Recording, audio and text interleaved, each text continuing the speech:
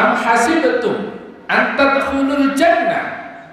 Apakah kamu mengira kamu bisa masuk surga? Walamma ya'tikum, sedangkan belum datang kepada kamu mathalul ladzina khalau min qablikum, belum datang kepada kalian seperti yang dialami oleh orang-orang sebelum kalian. Jangan mengira kita kalau sudah Islam ya, terus bisa masuk surga begitu saja. Kalau sekolah ada tingkatan sampai kelas 6, kita kelas 1 saja tidak mau ngikuti ujian semester 1 ya, semester 2 minta langsung kelas 6 terus lulus. Nah, kira-kira ada yang punya sekolahan begitu, Pak? Surganya siapa yang bisa dimasuki ya oleh orang-orang yang tidak pernah diuji oleh Allah Subhanahu wa taala? Apa ujiannya? Allah sebutkan di dalam ayat masathumul ba'sa wad-dharra wazulzilu. Nah, ini ada 3 ujiannya. Kita diuji dengan datangnya dalam kehidupan kita ini al-ba'sa, malapetaka, ujian kemiskinan, ujian ekonomi.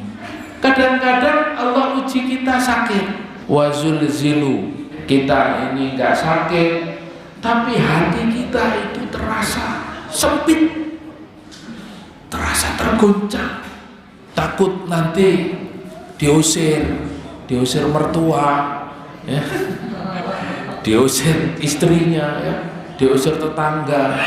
Ujian-ujian ini akan datang dalam kehidupan kita. Hatta yaqula Rasul, para nabi dan rasul itu mengatakan, mata nasrullah, kapan pertolongan ini datang? Ala inna nasrullahi qarib, sungguh pertolongan Allah itu dekat ya. Jadi kalau kita itu sudah melaksanakan semua perintah Allah, semua apa yang kita lakukan itu hanya mengharapkan ridha Allah, kita harus sabar melalui proses ujian-ujian. Pasti Allah akan datangkan pertolongan kepada kita ya, maka harus sabar, karena pertolongan itu tinggal sedikit lagi. Panjenengan yang hari ini menghadapi berbagai macam musibah, sabar. Beda, Pak, bersabar dengan bertahan itu, Pak. Kalau bertahan itu ada batasnya. Tidak ada batasnya kesabaran itu, sampai Allah mengatakan innama yuwaffas sabiruna ajrahum bighairi hisab. Sungguh Allah akan memberikan ganjaran kepada orang yang bersabar itu bighairi hisab, tanpa hisab ya. Jadi langsung masuk surga, Pak. Coba orang yang sabar itu. Nah, ini. Tapi kalau kita nggak sabar hari ini dengan ujian-ujian yang berat kita hadapi, ya padahal tinggal sedikit, sayang, Pak, kalau kita tinggal begitu saja. Ibnu Katsir rahimahullah mengatakan, qabla an tubtalu wa tahtabiru wa tamtahinu, apakah kamu mengira masuk surga sebelum kalian diuji ya? Antabtalu wa tahtabiru wa tamtahinu, ujian dari kecil, ujian pertama, ujian kedua, ujian ketiga, sampai semester akhir. Nah, semester akhir bisa enggak kita lalui ujian-ujian ini sampai lulus? Maka di dalam ayat ini disebutkan, apakah kamu akan masuk surga sementara kamu itu tidak melalui ujian-ujian ya, dan kamu belum mendapatkan ujian dari ujian yang paling ringan sampai yang paling berat. Di dalam hadis disebutkan asyaddul bala al-anbiya, ujian yang paling berat itu adalah ujian yang diberikan oleh Allah kepada para nabi. Nabi Adam dikeluarkan dari surga. Karena apa? Karena hawa nafsunya, ya. Dia melanggar perintah Allah Subhanahu wa taala. Sebagaimana Nabi Yusuf alaihissalam, beliau berkata, ubarri'u nafsi inna nafsa la'ammaratun bisu. Ya, saya berlindung dari diriku. Kenapa? Karena di dalam diri ini terdapat hawa nafsu yang berkobar-kobar, hawa nafsu yang membara. Untuk apa? La'ammaratun bisu, untuk mendorong kita melakukan kejahatan. Ini para nabi diuji. Begitu juga Nabi Nuh alaihissalam diuji oleh Allah Subhanahu wa taala dengan apa? Dengan kaumnya yang begitu, ya, rusak. Nabi Nuh alaihissalam itu adalah nabi yang berdakwah sangat panjang waktunya, 950 tahun. Dan selama perjalanan dakwahnya selalu dipukuli, Pak, selalu dipukuli, selalu dihajar, ya. Tapi beliau sabar. Ketika dipukuli, ketika dihajar, ketika berdarah-darah, didoakan, ya Allah, berikan hidayah kepada kaumku, ampunilah mereka. Ini kesabaran para nabi. Tetapi ujiannya paling berat. Belum lagi anaknya lebih kafir dari masyarakat, ya. Anaknya lebih kafir. Kemudian istrinya, ujiannya sangat berat para nabi ini. Bahkan seperti Nabi Yunus alaihissalam, dan dari kaumnya karena gak kuat naik kapal, sampai akhirnya, ya, terpilihlah dia, salah satu penyebab olengnya kapal, buang ke laut, dimakan ikan. Ada banyak kekurangan, sehingga apa doanya? Doa beliau, la ilaha illa anta subhanaka inni kuntu minadz zalimin. Panjenengan juga kalau misalnya dalam kondisi sedih, dalam kondisi galau, dalam kondisi tidak karu-karuan hidupnya, zikir seperti zikirnya Nabi Yunus alaihissalam, la ilaha illa anta subhanaka inni kuntu minadz zalimin. Jadi asyadul bala'al anbiya, nabi-nabi ini paling berat ujiannya. Nabi Zakaria, ya, digergaji, ya. Sehingga dikatakan di dalam hadis, inna man kana qablakum kana ahaduhum yudha'ul minsyar. Sesungguhnya di antara mereka, ya, orang-orang terdahulu ujiannya apa? Diletakkan di atas kepalanya itu gergaji. Ini ujiannya berat. Dan ini menyampaikan dakwah, menyampaikan Islam, mengajak orang beribadah kepada Allah. Ujiannya Nabi Ibrahim itu menghadapi penguasa ini yang kalah dialog.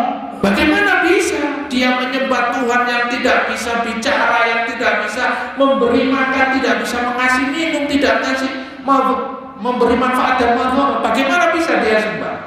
Nabi Ibrahim dibakar oleh penguasa. Unibada wa salaman ala Ibrahim, ya, memerintahkan api menjadi dingin. Dan Nabi Ibrahim alaihissalam memiliki satu zikir. Nabi Ibrahim dibakar oleh penguasa, tetapi Allah melindunginya.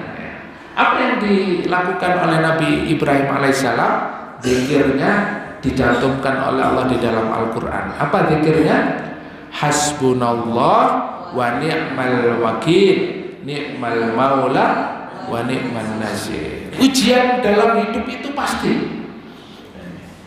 karena Nabi ini paling berat ujiannya. Dan Nabi Ayub diuji dengan sakit begitu parah, ya. Bukan hanya sakit, tapi istrinya meninggalkan beliau, kambingnya, ternaknya semua mati, rumahnya terbakar ludes. Nabi Ayub sendiri diuji dengan apa? Satu penyakit, sehingga diusir oleh warga. Coba, tetapi tetap sabar. Ala inna nasrullahi qarib, pasti Allah akan menolong. Nah, kesabaran yang seperti inilah yang dicontohkan oleh para anbiya. Maka Allah mengatakan, apakah kamu mengira bahwa kamu itu bisa masuk surga sedangkan kamu belum merasakan ujian-ujian seperti ini? Ujian-ujian yang diberikan oleh Allah ini, apakah kita bisa menghadapinya? Kalau dikasih nikmat kita bersyukur, kalau diuji dengan sakit, dengan bala dan bencana, kita sabar. Rasulullah dan para sahabat menghadapi koalisi yang besar antara Yahudi, seluruh Yahudi, Bani Nadir, Bani Qainuqa, Bani Mustalik, semuanya mengepung Madinah. Kemudian berkoalisi dengan orang-orang kafir Quraisy, kurang lebih 10.000 pasukan, sementara kaum muslimin hanya 3.000 saja dengan peralatan yang ala kadarnya, sementara diblokade, dikepung berhari-hari, berbulan-bulan, sampai akhirnya di dalam surat Al-Ahzab itu disebutkan oleh Allah, wa arsalna alaihim rihan wa junudan lam tarawha idza ja'ukum min fawqikum wa min asfala minkum wa idza zaghatil absar wa balaghatil qulubul hanajir wa tadhunnuna billahi dununa. Sampai orang-orang Islam itu, para sahabat itu berprasangka dengan prasangka yang merasa ketakutan. Kondisi seperti itu Allah menggambarkan keadaan pada saat perang Ahzab, pengepungan koalisi seperti itu. Qulna ya Rasulullah, kami berkata kepada Rasulullah, ya Rasulullah, ala tastansir lana, ala tad'ullah lana. Ya Rasulullah, berdoalah kepada Allah untuk kami, untuk kita ya Rasulullah. Kemudian Rasulullah menjawab, inna man kana qablakum kana ahaduhum yuda'ul minsyar ala mafriqi ra'sihi fayahlusu ila qadamihi la yasrifu dzalika an dini. Dulu orang-orang dulu itu ujiannya lebih berat daripada kita, digergaji, tapi mereka mempertahankan agamanya. Wa yumsatu bi amsatil hadid ma baina lahmihi wa 'admihi la yasrifu dzalika an dini.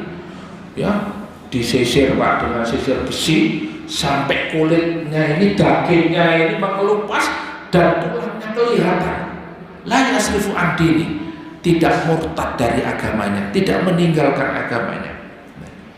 Walakinnakum qaumun tasta'jilun, kalian adalah termasuk kaum yang tergesa-gesa. Dalam ayat yang lain, ahasiban nasu ayyutraku ayyaqulu amanna wa hum la yuftanun. Nah, dalam keadaan seperti itu Pak, Allah Subhanahu wa taala berfirman di dalam surat Al-Ankabut,